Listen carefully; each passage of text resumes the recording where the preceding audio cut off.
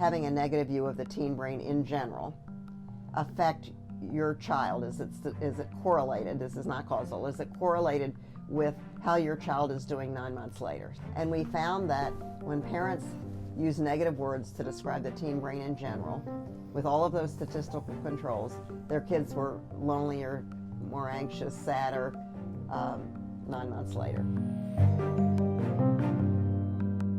Aloha, I'm Robert Perkinson, director of the Better Tomorrow Speaker Series, which is a joint venture of Hawaii Community Foundation, Kamehameha Schools, the Learning Coalition, and the University of Hawaii at Manoa. And today our topic is teenagers, a stage of development that too often has a negative connotation, but that we might think of as a period of discovery and curiosity and growth instead. Any adult who spends time with teenagers frequently hears a version of, I'm not stupid, leave me alone, why aren't you listening to me, maybe whatever. But instead of collectively rolling our eyes, our guest today suggests that we should be taking these complaints seriously, and that if we do so, we might help the teens in our lives. We might guide them toward more self-satisfaction and success, broadly conceived. With us today is renowned social scientist and best-selling author Ellen Galinsky. She is the author of literally hundreds of reports and academic articles and books, including this one just published, The Breakthrough Years, a new scientific framework for raising thriving teens. She is a consultant for the U.S. Department of Health and Human Services and was the former chief science officer for the Bezos Foundation.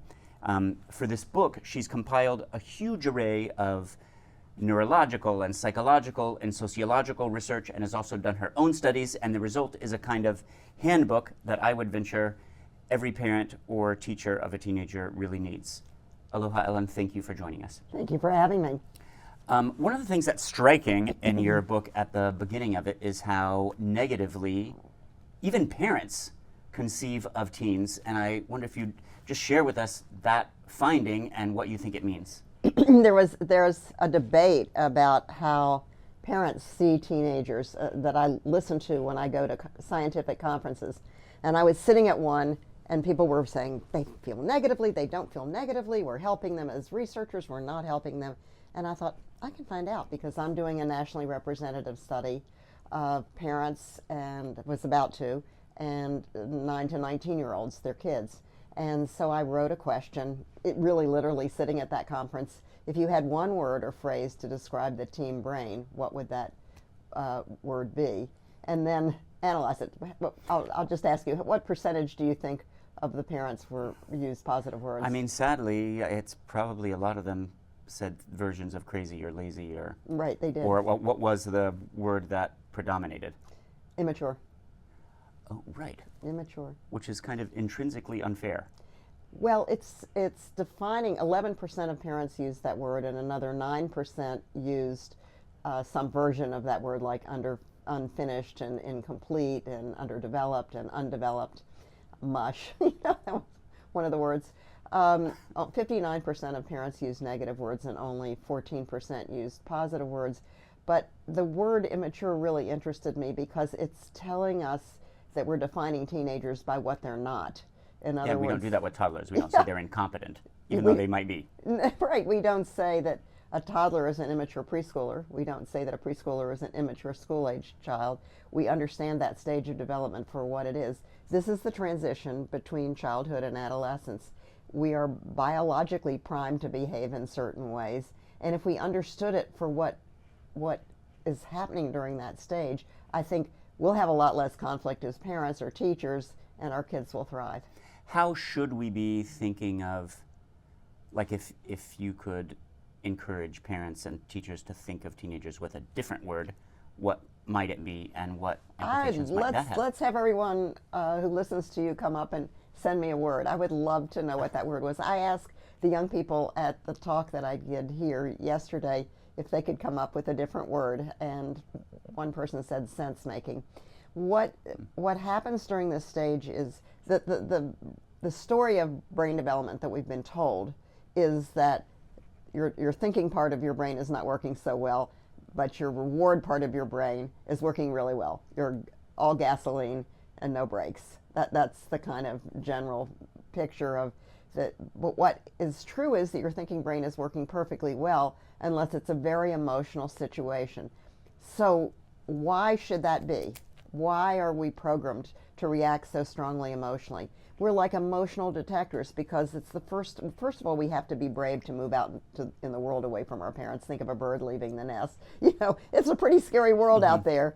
And then we have to be sensitive, let's say another young animal leaving home, to what's dangerous, what's not, where we belong, where we don't, how we can fit in, who we want to be.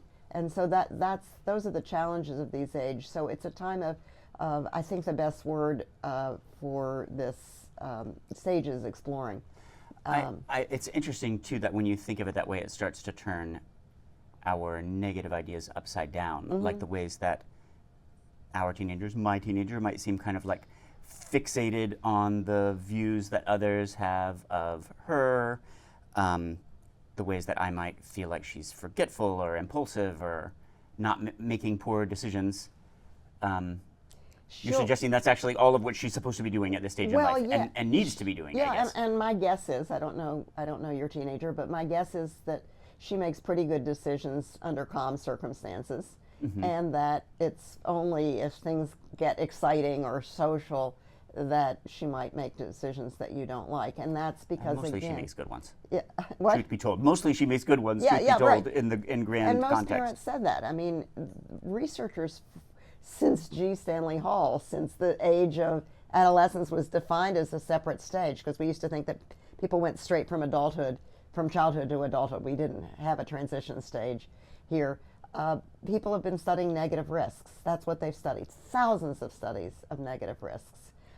That parents said in my study when I asked, would you define your child as making negative risks? Only 12% of parents said that. So, yes, some do, but most don't. And but we've turned it on its head, and we're only looking at the negative part, which is not helpful to them.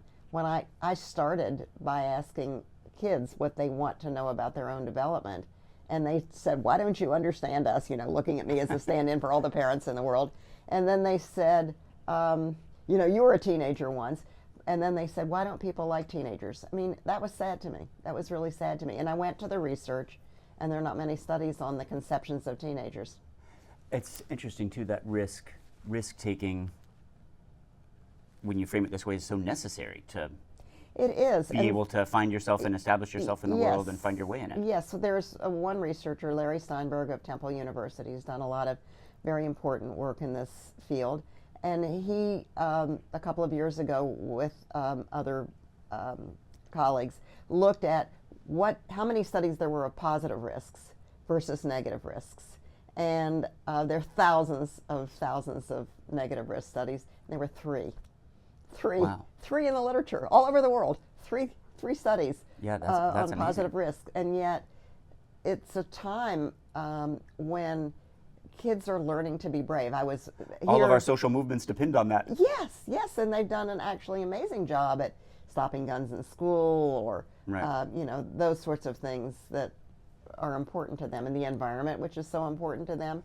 I was watching kids jump off some rocks yesterday at Magic Beach and took photographs of it. I'll use it in my speeches, actually. And that they're learning to be brave, and that's what they're programmed to do. That's what their biology primes them to do. And if we understood that and gave kids opportunities to learn to be brave and to make a difference, because they want to make a difference in the world. Wow. Let's talk a little more about biology for a moment. As you said, the study of adolescence is only about 100 years old. Maybe adolescence, too, is the way that we conceive of it as sort of an artifact of a society with more prolonged education and a higher skilled economy based on higher skills. But maybe the newest contributor to this body of knowledge is neuroscience. It is. And what are we learning about brain development for this period? Well, let me go back for a moment and say what adolescence is.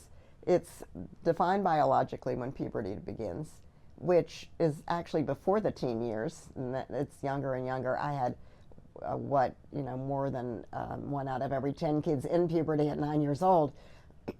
So, I started at 9, and then went. The adolescence ends when kids move out into the world and are responsible for themselves. So that's, most people say 25 or in their 20s sometimes. But there's neurological they're maybe not as obvious as hormonal markers at the beginning of adolescence, but they're neurological No, not at the markers end. for the end. No. In terms of, so what's all this about frontal lobe development and... Well, you asked me about brain development, and that the brain development has added a really important picture, part of the puzzle of adolescence. It gives us a new tool to understand adolescence. And what's interesting about brain development is that most people don't do studies just of brain scans all by themselves. They put them together with sociological or psychological or developmental research studies so that you get a more complete picture. What the studies have found about the frontal lobe development, which is the main thing that people talk about, the frontal lobe is right here. It's the part that's responsible, part of your brain that's responsible for decision making, cognitive control, self-control. It is developing very much during the adolescence years, developing very much in the early childhood years, developing very much in the adolescence years. It's a time of high plasticity. Very sensitive to, kids are both times are very sensitive to their environments. But the story was first from the research on when you did cross-sectional studies looking at all kids of different ages, but all at the same time, not over time, not longitudinal studies, was that the prefrontal cortex developed more slowly than the reward center. That's where you get these negative images of all gasoline and no brakes. But if you do longitudinal studies, you find that the complexity is really different. One study that was a self-report study done in the Netherlands found that followed kids for 7 years and found that that 7 in 10 did not match that picture. In other words, their reward system of the brain regions were developing as fast as the cognitive control centers. Another study that looked at brain scans over time found that about half followed that picture. So it's there's a lot of variability. A lot of variability. That average is kind of obscure, I guess. Yeah, the average masks the diversity in teenagers. So if you look at it deeply, what you see is that kids will have very good decision-making capacities under every normal circumstances. It's when it's very emotional to them. It's when it's very social to them that they. But who of us doesn't? Exactly. I mean, I look at the people I work with, and it gets very emotional, and it's not that different. That's a lifelong struggle. But what's important about the teen years is that since that part of the brain, the decision-making part of the brain, the part that is responsible for what's called executive function skills are developing during that time, it's a perfect time for them to learn those skills.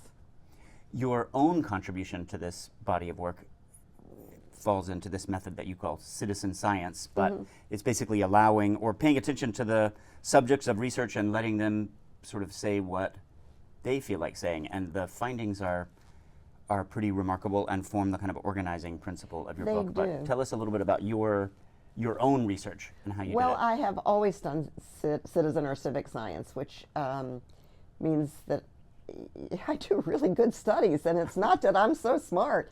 I'm only so smart because I listen.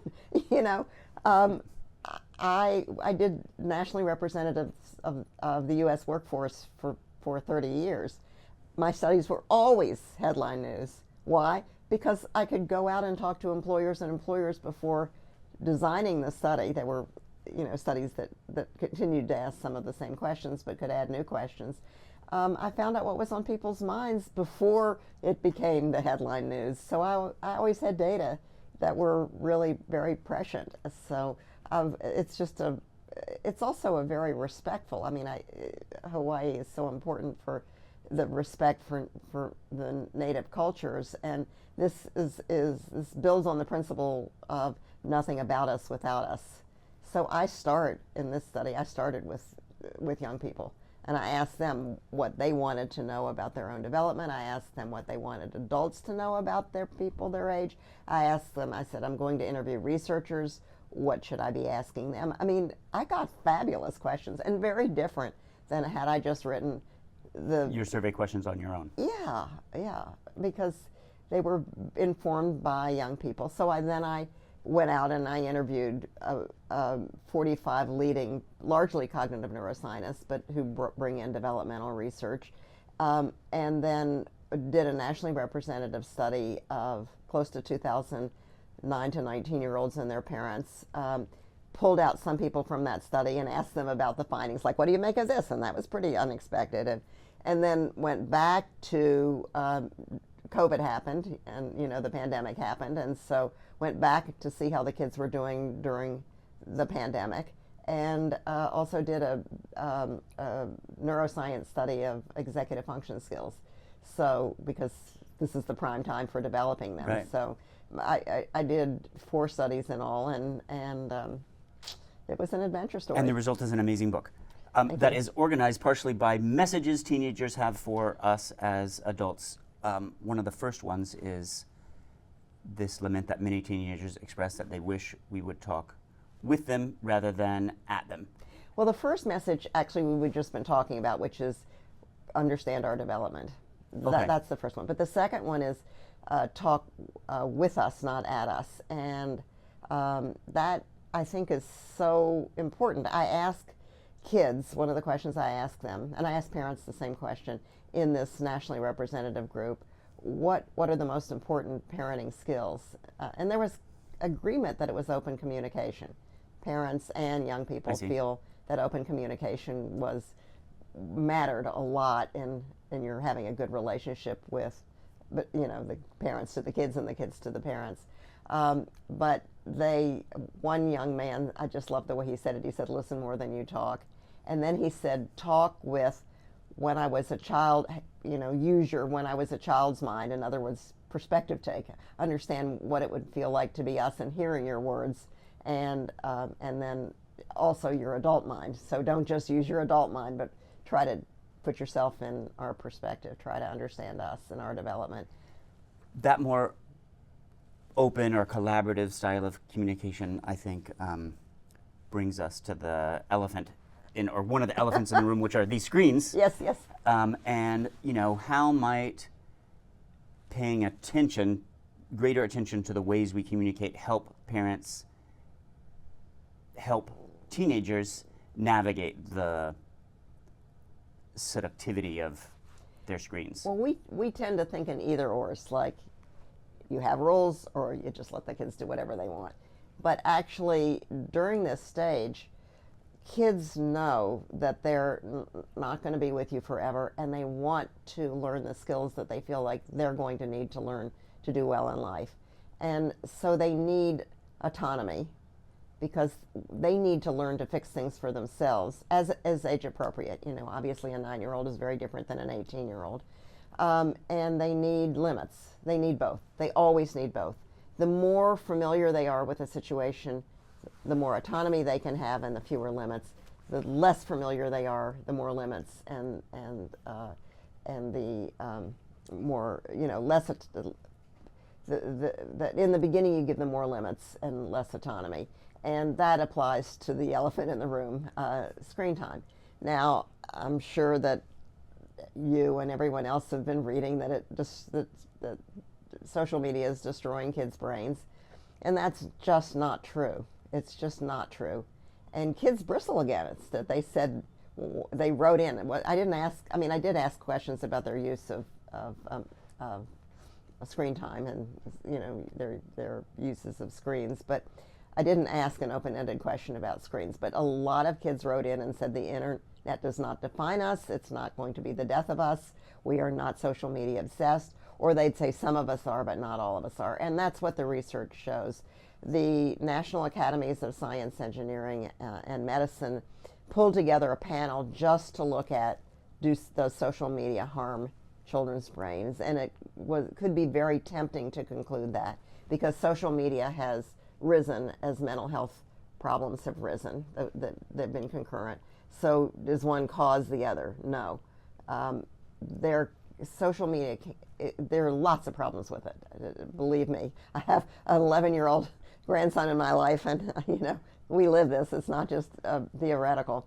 But I think that they're designed to be addictive. They're designed to keep you endlessly scrolling or playing. He likes to play soccer games.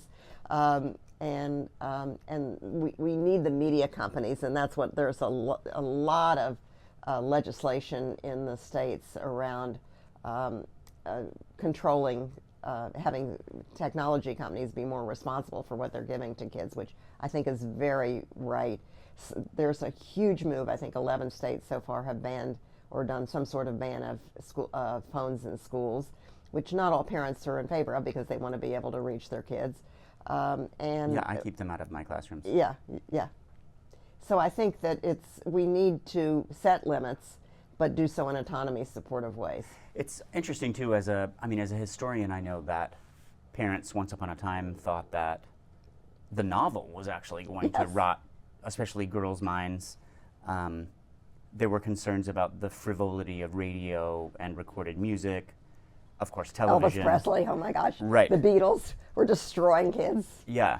Leading them to sex, So I drugs, guess you're and rock and suggesting roll. that it's not so different than that it's not so much the technology itself, rather the individual young person's relationship to it and what app they might be using and and why it's and how. omnipresent. I mean, my grandson wears a watch. He's got limited abilities to text me and his parents, but I love getting the messages Right. from my sweetheart in the morning. He's loved these lays, for example, and he asked me, can I have one? So I've got them, ready to take back to New York so that he can have Great. them. It's omnipresent. So it is different in some sense than those things. But I remember the huge debate about television because I was at a college, working at a college then, and there were people who thought it was completely going to destroy children. And all media depends on what the media is, how you use it, how much you use it. It's like you wouldn't say that food causes obesity. It's what you eat, how you eat it. Right. So we're sort of conflating those two when we say this is causing problems. So if parents want to not be excessively authoritarian, if good parents shouldn't be excessively authoritarian or totally prohibitionist, what are good techniques for setting limits in a way that teenagers might feel less oppressed by? I know that also from my students and talking to my kids, that they're struggling with these same questions that parents have. They are, and that's why it's better to work with them, not against them. There are parallels in the efforts to stop bullying and to stop smoking. The just say no messages didn't work. In fact, they backfired. They increased smoking, for example. The messages that worked... Because they made smoking seem rebellious or something. Well, adolescents rightly don't want to be treated like they're stupid kids. Right. They know they need to learn. They're struggling with it. They know they need to figure it out themselves. So why not align with them? So the efforts to stop smoking that involved kids in appropriately autonomous ways. So limits plus autonomy always works. I think the best method, the method that I suggest, is called shared solutions, which is and we did it with our 11-year-old, his parents and I, where each person set a goal. You talk about what's your goal, what do you want, and then you talk about, then you say, okay, this is not working for this reason, so you say what the problem is, and then you brainstorm solutions to solve it, and you don't judge the solutions. You just write them all down, even if they sound ridiculously insane. You write them down, and then you go back and you ask your child, how would that work for me, and how would that work for you? And you find something that will work for both of you, and you agree to a change experiment where you're going to try it. In that way, your child is learning skills. There was one young woman we interviewed for the Breakthrough Years called Angela, and she said her parents hold the leash too tight. Mm-hmm. And she has a dog, so she knows about holding the leash too tight. And she said, walk with the leash. In other words, help kids learn the skills that they need so that they can whoa, so give them a little bit of leeway on the leash, but you still have limits. And as they get older, more. As they More show slack you that they're in the line. capable, So, yeah. and as they become older, yes, more. Teenagers, I was interested, and I found this with my own teens too, that they complained a lot about being stereotyped.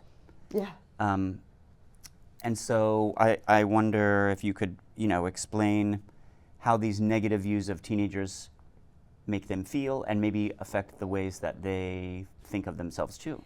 Well, that's what kids asked me to study. They said, why don't people like teenagers? And I went, well, that's not something that most people have studied.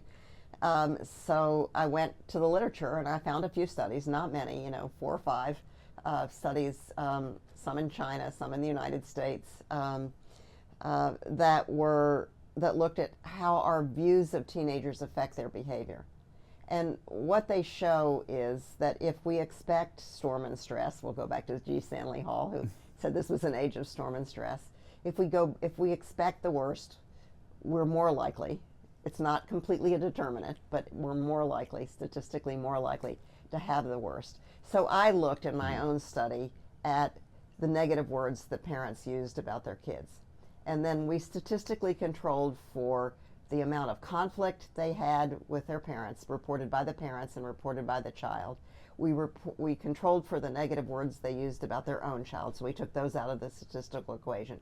We took demographics out of the statistical equation, and then we looked and asked a question: does having a negative view of the teen brain in general affect your child? Is it correlated? This is not causal. Is it correlated with how your child is doing 9 months later? So it wasn't even the same moment. It was 9 months later, and it was during the pandemic.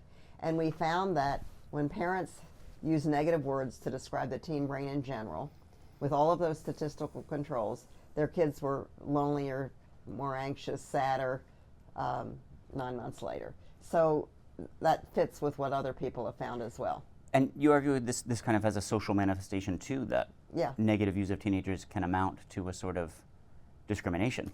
Yeah, it's a waste of potential. I mean, just think about if assumptions we might make about men or women or people of color or older people. If people feel there's something wrong with you, that physically affects your health. And this is research that Andrew Fellini at UCLA has done, where he's actually looked at cortisol levels in sleep and whether or not kids had experienced discrimination for any reason, but particularly he found that because of their age was the major. We did too. We found that in the study that when we looked at a standard discrimination scale, that it was higher than race and. But that kids of color or trans kids or whatever, it's compounded or intersecting. Yes, there's intersectionality, as Right. the research calls it. Yes, but what we found is that age was the biggest reason for discrimination. Whoa! Yeah, that is kind of I would mind-blowing. think it would be race, or gender, or things like that. But no, of the 9 things that we measures of discrimination we looked at, the major reason was because of my age in 6 of 9. There's a lot of discussion now about, teenage And it years. seems frivolous, you say, oh, he's just joking, and we say they're stupid, and Right, but it's not treated. jokey, it wouldn't feel good if someone was talking about us that way, So I just think we should think about how we talk about our kids, and because as they wrote, we are watching you.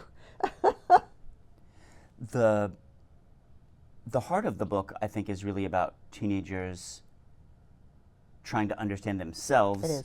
And how and where they fit in the world and how they contribute Right, to exactly. it. And in that section, they kind of, I guess, based on the research and based on conversations with them, you sort of itemized almost a hierarchy of needs. I do. That was so cool. Research is so much fun. It just is. There was a lot of discussion about how brain development was mismatched. The cortical areas developing more slowly. That was called the mismatch between the reward centers. That was the way mismatch was used. And then I started to look at studies where kids' brains in adolescence were more activated by experiences. And there are things like, as a parent, being rejected, treated with, not treated, disrespect. Being dissed, treated with disrespect, not feeling that you belonged, people not having your back, not being able to be who you are, not finding ways to give back or contribute. Those were the, being treated as if you're stupid. Those were the places where they were particularly reactive. It's true. And that took me to a literature that I hadn't even expected to go to. But in psychology, there's been 40 years or so more of studies of what's called self-determination theory. And that research argues and has shown in study after study after study that we have psychological needs just like we have basic physical needs. We need food, water, and shelter to survive, but we need, in self-determination theory, we need to have important relationships, autonomy, and competence. People need to treat us that way. It's not something we do for ourselves, it's how we're treated in order to thrive. Those are motivators for our behaviors. Well, let's go through them for a moment for teenagers. The first you list is, or that they list too, is belonging and support. Yeah, and I call that caring connections. Yeah, what I did in my study was both to look at the literature, and there's so many studies that show how kids can thrive if they feel they belong. One study, I'll give you a study of kids in the transition to college. Even though my study stopped with 19-year-olds, I looked at the research in the transition to college. And in this study, lots of kids, when they get to college, will think they don't fit in. And particularly the first time some professor says, that was not a great paper. You remember that.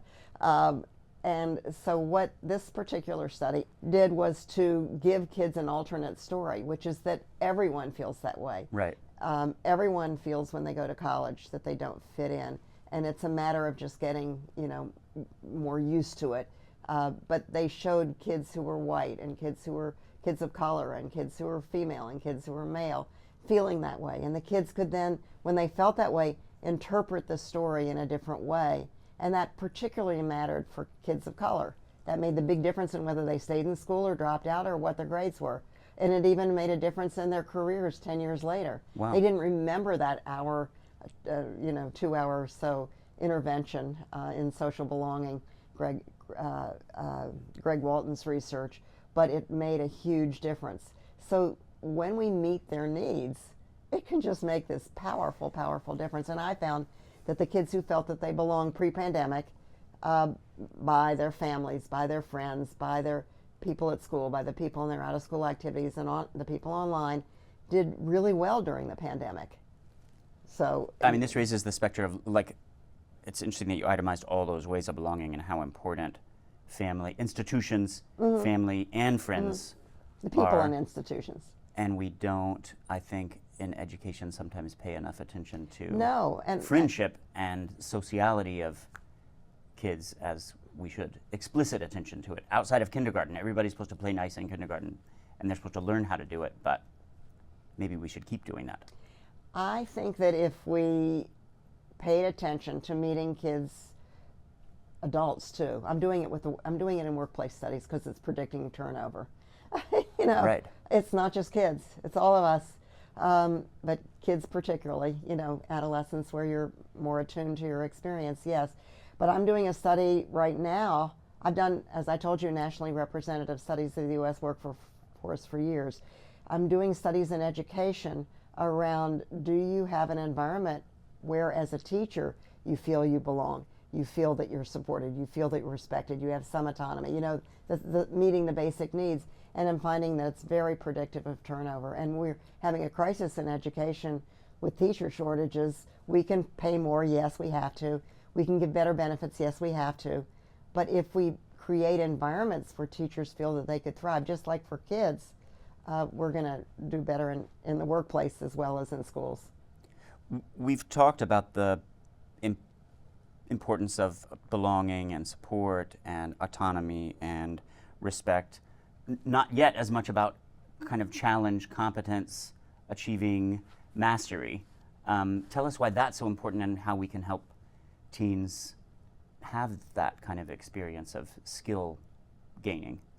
Well, competence is an incredibly important feeling. Just think how it feels when people treat you like you're stupid, like you're not competent, like you're not smart,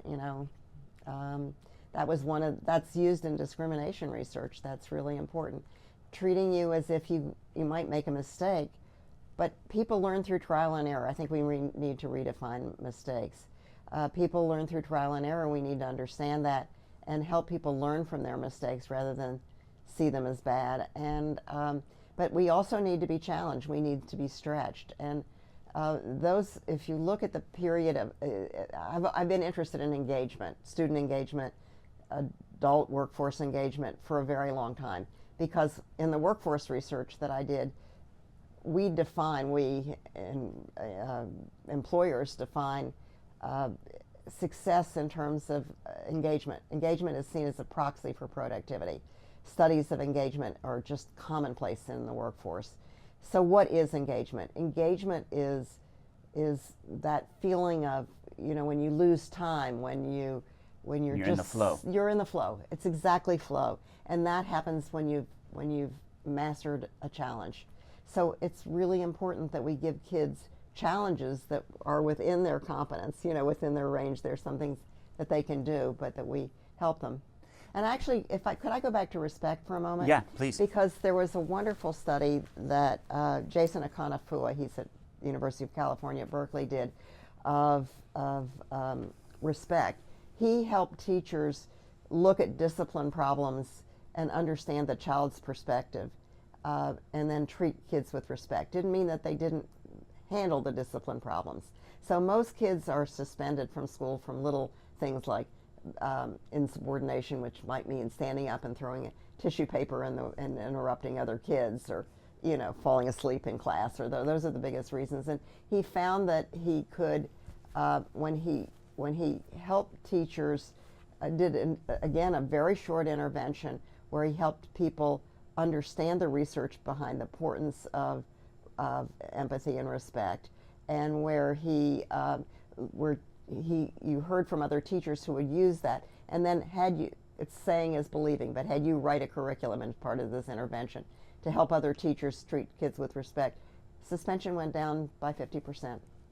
Wow, and that has big social and so we all need racial these things. implications for racial and social stratification. Exactly. Purpose is another.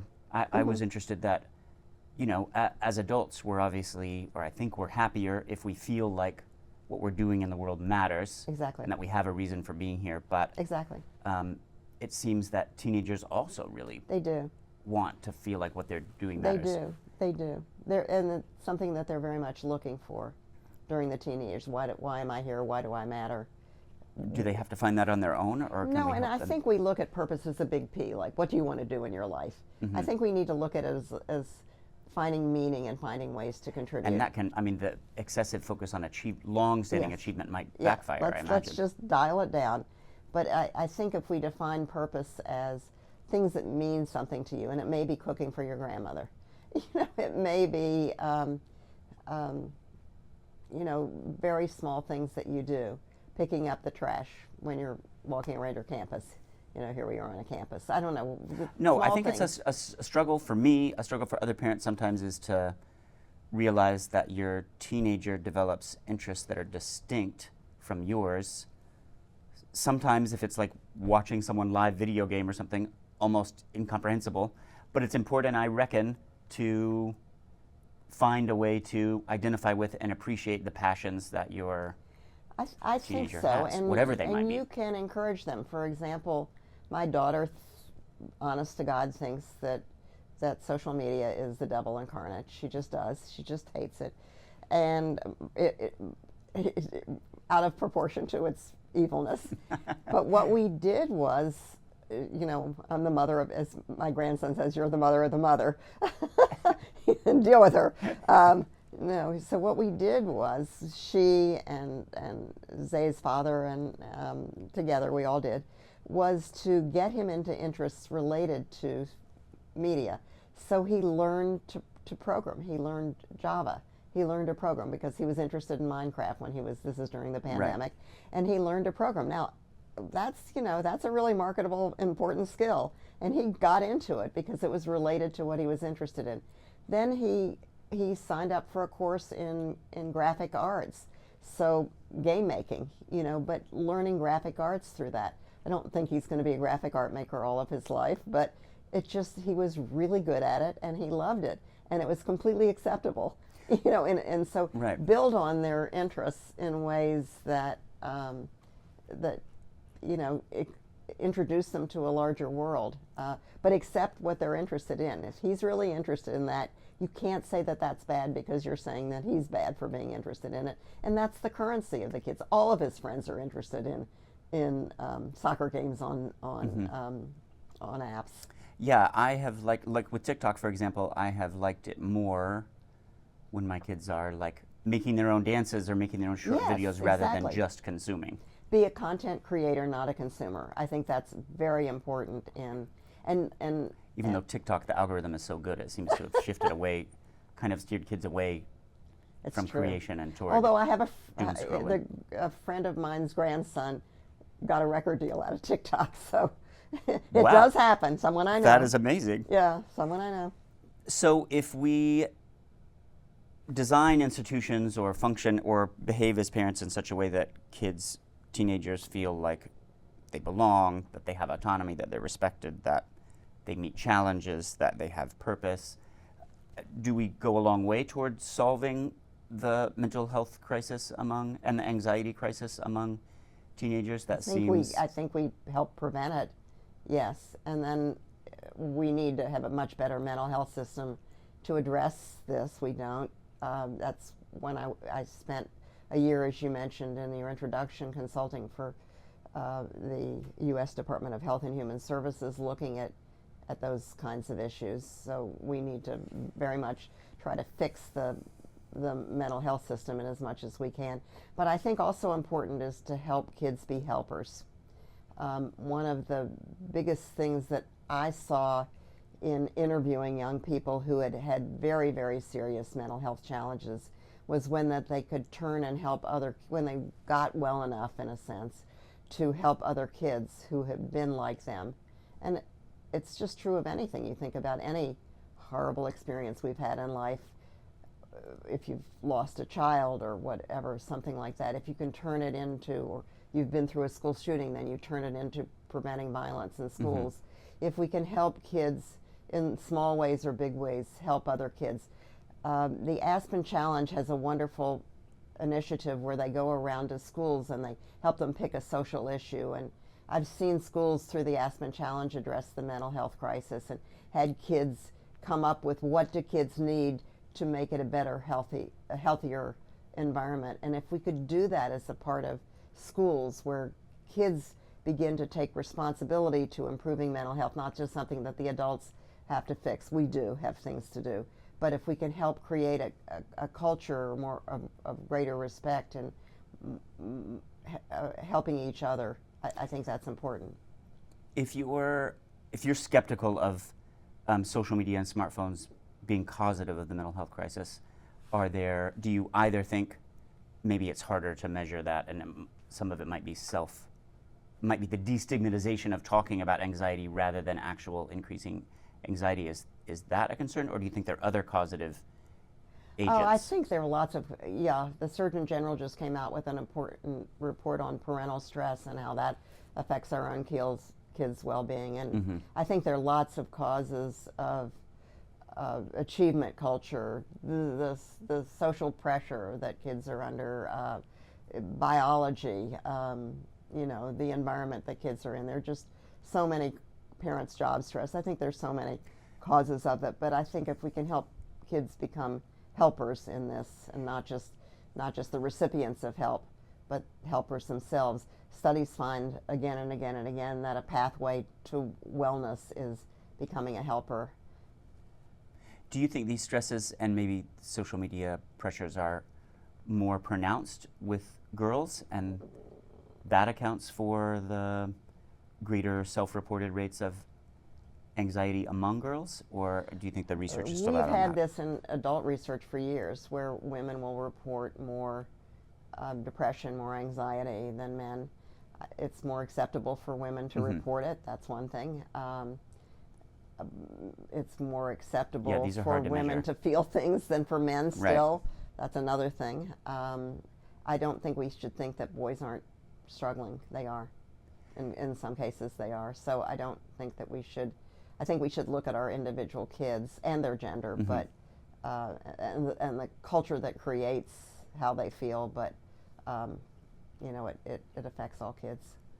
The most important thing, I think, this is important for parents, and I try to remind myself for kids to do, is to be like happy and have healthy friendships and healthy relationships, but we also want them to learn.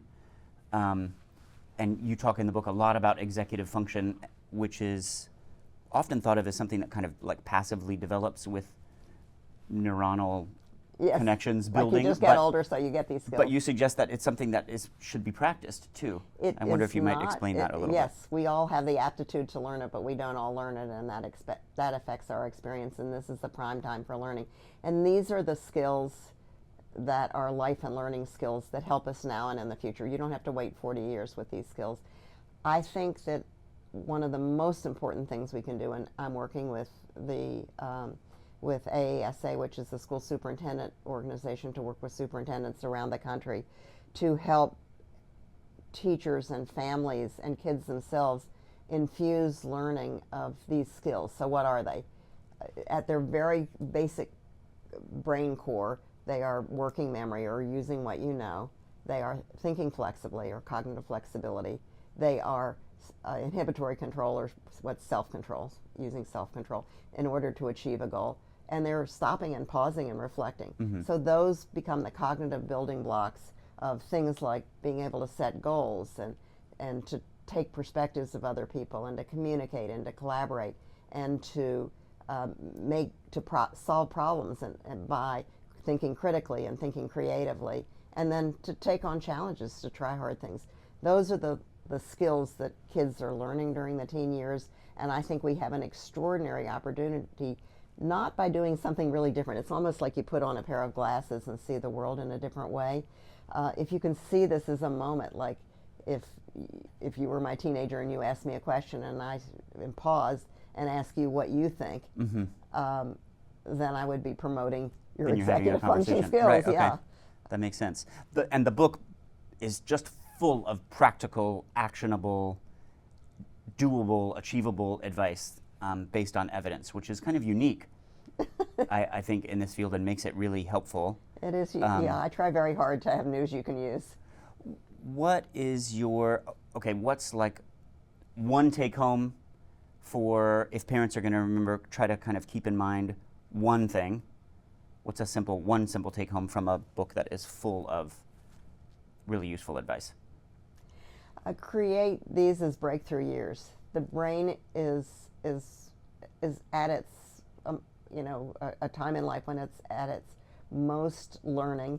Who would you have fix a broken computer, an adult or a kid? Right. A kid. Think about the flexibility of the brain during this time, and just take the opportunity to appreciate this as a time of discovery, and help kids learn the skills in everyday ways, that they're not fixing things for kids, but helping them learn the skills that they're going to need for their lives. Thank you so much. Thank you. For your work on this important topic, and for your whole body of work to which this really relates on the workplace and on parenting. Well, the one question I've asked all my life, and so I've come at it hundreds of different ways, is how do we help kids learn and thrive? That's the one question that I've spent my whole life looking at. So maybe it's parents' work and family life that, maybe I needed to look at little children. Maybe I needed to look at adolescence. I've just come to that question in hundreds of different ways, but it's only one question that has driven me. That's great to have purpose and cohesion and mastery. So well done. Thank you. And yeah, thank you for all of this contribution to our knowledge and that can be so useful to all of us. Thank you. Well, thank you for having me. It's been such a joy Um, to get to know you while I'm here. And thanks to our sponsors, Kamehameha Schools, Hawaii Community Foundation, UH, and the Learning Coalition. Thanks to our staff and students for making all of this possible. And thanks to all of you for tuning in. Aloha, Ellen, and Aloha. carry on. Thank you.